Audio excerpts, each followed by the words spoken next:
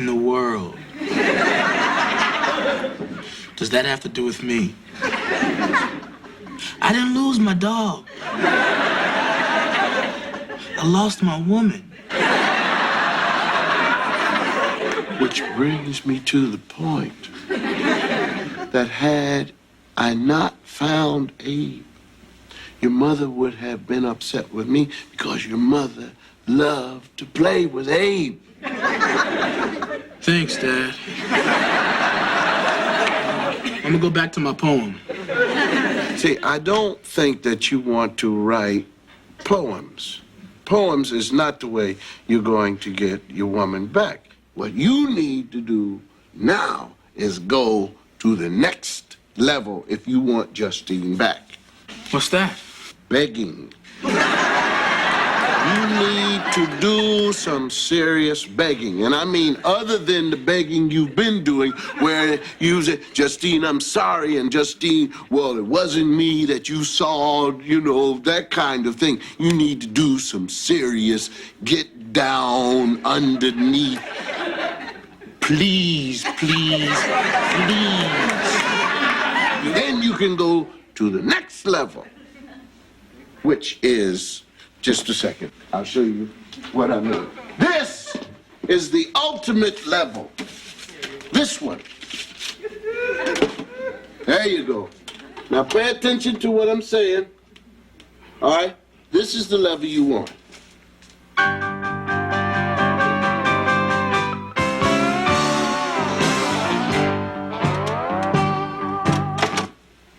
That's what you want.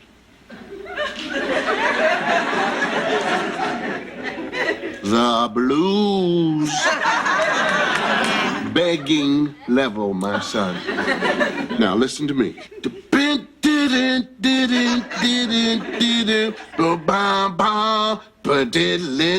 Justine, Justine.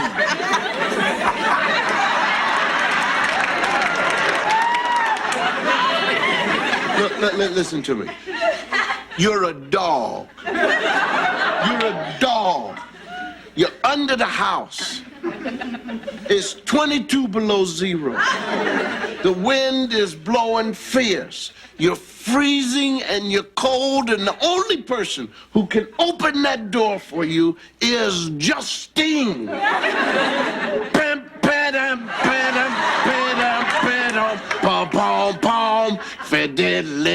Justine, Justine. Now, wait. Come on. Now, we got to just you got to call. You got to call. You got to hit that big note. Get inside now. Come on now. There you go.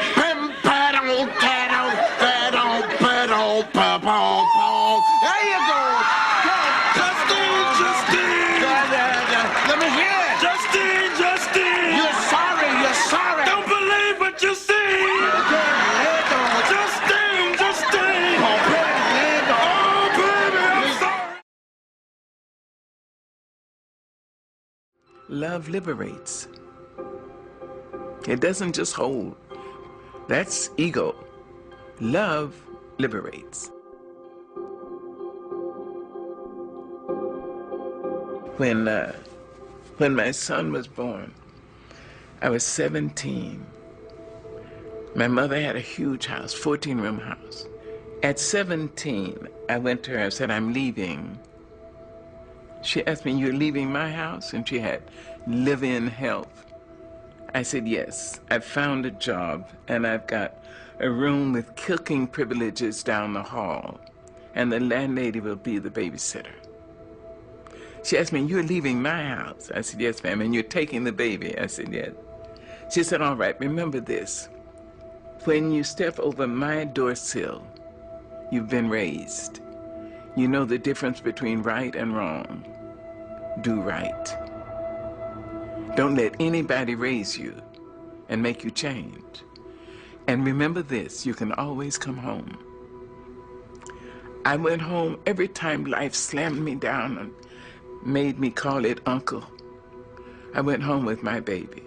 My mother never once acted as I told you so. She said, oh, baby's home. Oh, my darling, Mama's gonna cook you something. Mother's gonna make this for you. Love. she liberated me to life. She continued to do that. When my son may have been 5 years old, my mother would pick him up all the time and feed him. And I went to her once a month, and she would cook for me. So one day I went to her house, and she'd cooked red rice, which I loved. After we finished eating, we walked down the hill, and she started to cross the street. She said, "Wait a minute, baby." I was 22 years old. She said, "Wait a minute, baby. You know, I think you're the greatest woman I've ever met."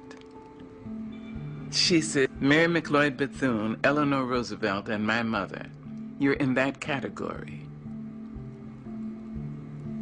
Then she said, "Give me a kiss." I gave her a kiss, and I got onto the streetcar. I can remember the way the sun fell on the slats of the wooden seats. I sat there and I thought about her. I thought, suppose she's right. She's intelligent. And she says she's too mean to lie. So suppose I am going to be somebody. She released me. She freed me to say I may have something in me that would be of value. Maybe not just to me. See? That's love.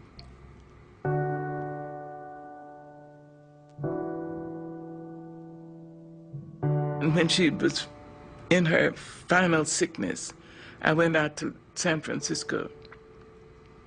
And the doctor said she had three weeks to live. I asked her, "Would you come to North Carolina?" She said yes. She had emphysema and lung cancer. I brought her to my home. She lived for a year and a half. And when she was finally, in extremis, she was on oxygen and fighting cancer for her life. And I remembered her liberating me. And I said, I hope I'll be able to liberate her. She deserved that from me. She deserved a great daughter, and she got one. So in her last days, I said, now, I understand that some people need permission to go. As I understand it, you may have done what God put you here to do. You were a great worker. You must have been a great lover, because a lot of men, and if I'm not wrong, maybe a couple of women, risk their lives to love you. You were a piss-poor mother of small children, but you were a great, great mother of young adults. And if you need permission to go, I liberate you. I went back to my house, and something said, go back. I was in my pajamas. I jumped in my car and ran, and the nurse said, she's just gone. You see, love liberates. It doesn't bind. Love says, I love you. I love you if you're in China. I love you if you're across town. I love you if you're in Harlem. I love you. I would like to be near you. I'd like to have your arms around me. I'd like to hear your voice in my ear. But that's not possible now, so I love you. Go.